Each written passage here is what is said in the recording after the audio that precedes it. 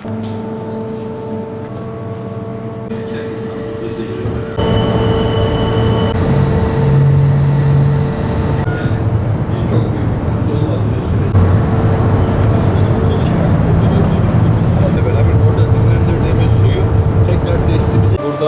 857 kardeşimiz çalışıyor.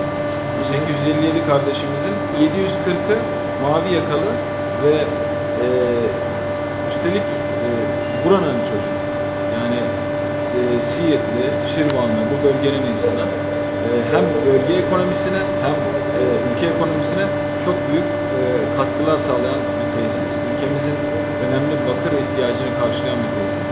Rabbim buradaki işçilerimizi, kardeşlerimizi, çalışanlarımızı, yöneticilerini, mavi yakalı, beyaz yakalı tüm çalışanları her türlü kazadan beladan korusun. Rabbim hayırlı Ramazanlar nasip etsin inşallah. Bu vesileyle de işçi kardeşlerimizle, burada çalışan kardeşlerimizle güzel bir Ramazan iftarı geçirmek için buradayız. Geçtiğimiz yıl yer altındaydık. Yine bugün, şimdi bu sene özellikle biraz sonra yine izleyeceğimiz yer üstündeki faaliyetlerle birlikte, işçilerimizle birlikte olacağız inşallah. Rabbim memleketimize hayırlı yazılar yazsın inşallah. Hayırlar getirsin inşallah. Bakın biraz daha zenginleştirme mantığıyla. 1,5 biraz geri dönüşüyor.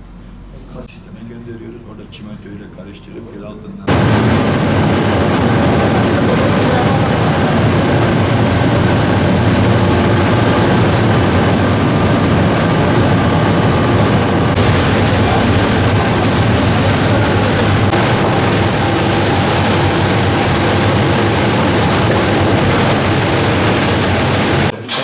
Senin gibi olsun. Kendin gibi hoş olacak.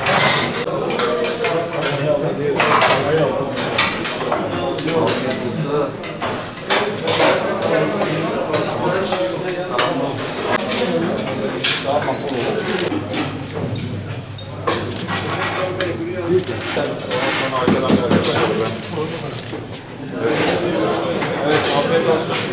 Hayırlı Ramazanlar.